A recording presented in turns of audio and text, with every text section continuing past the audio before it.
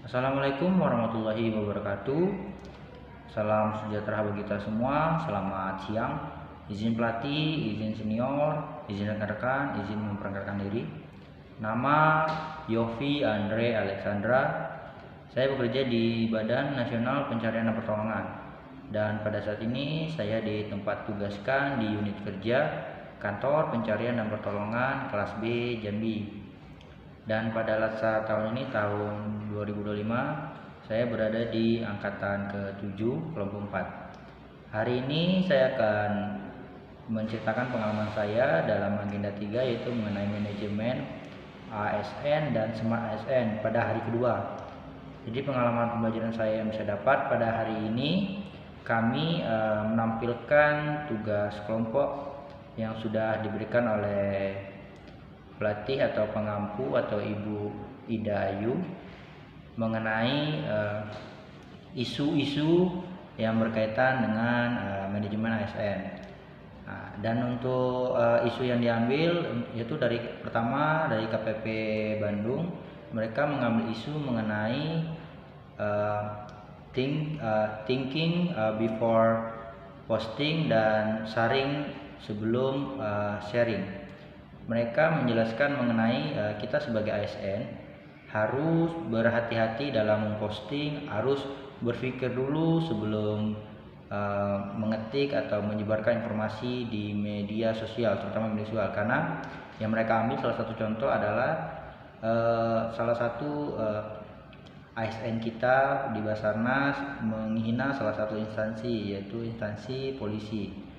Jadi itu bisa mengakibatkan pergesekan antara dua instansi dan mencemari nama dari instansi kita sendiri. Karena seperti kita ketahui, instansi kita ini berhubungan dengan pencarian pertolongan manusia.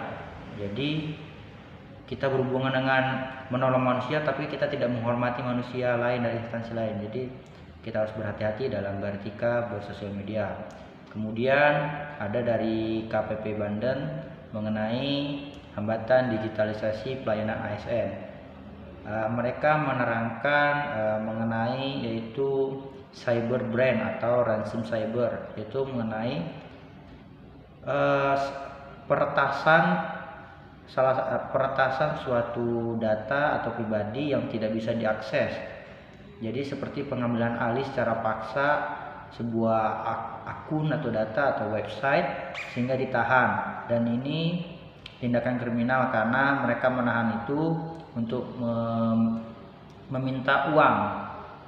Nah, apalagi dan hubungannya dengan kita sebagai Smart ASN, apa gunanya kita Smart ASN adalah adanya digitalisasi di antara ASN adalah agar kita tidak terkena namanya cyber brand ini. Kenapa kita harus berlatih tentang digitalisasi? Karena kita berhubungan dengan data pribadi dalam negara, jadi kita harus berhati-hati. Salah satu contoh yang mereka ambil adalah phishing di media WhatsApp. Salah satu contohnya yaitu ada nomor tidak dikenal mengirimkan undangan. Nah, yang di dalam itu undangan itu jika kita pencet, akun atau nomor atau HP kita bisa kehack dan kita tidak bisa diapa-apain. Jadi kita nanti diancam dan kemudian kita dimintai sebuah uang. Dan tentu saja jika kita ngasih uang belum tentu kan uangnya kembali, bisa saja disalahgunakan dan disebarkan luas.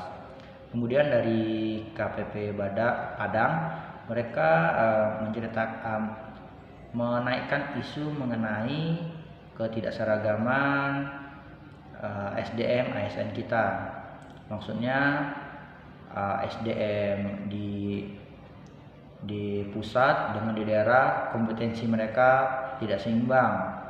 Jadi misalnya contohnya di pusat sudah bisa menggunakan komputer, pengumpulan data atau SKP mereka bisa menggunakan komputer, sedangkan yang daerah masih tertinggal, mereka masih manual menggunakan kertas dan pena untuk pengumpulan SKP.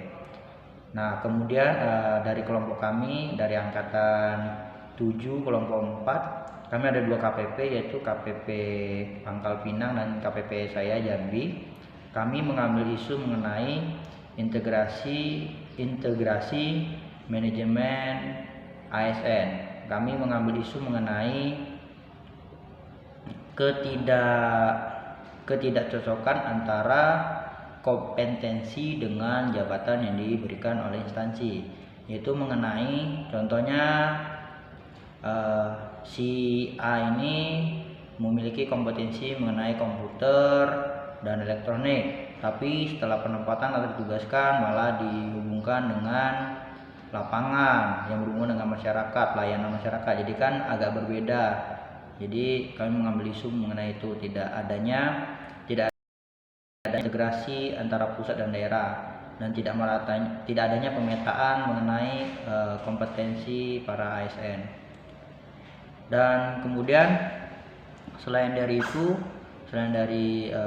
presentasi itu, kami juga menonton mengenai sebuah cuplikan pendek yang dimana yang bermakna bahwa sebelum kita melakukan sesuatu hendaknya kita berdoa kepada Tuhan agar dilancarkan, diamankan dalam perjalanan mengerjakan tugas. Kemudian pada saat kita sudah di kantor, hendaknya lah kita menjaga keharmonisan antar pegawai dan utamakan koordinasi pelayanan, yaitu seperti salam, senyum, sapa, yaitu memberikan hal-hal positif ke sesama rekan kerja.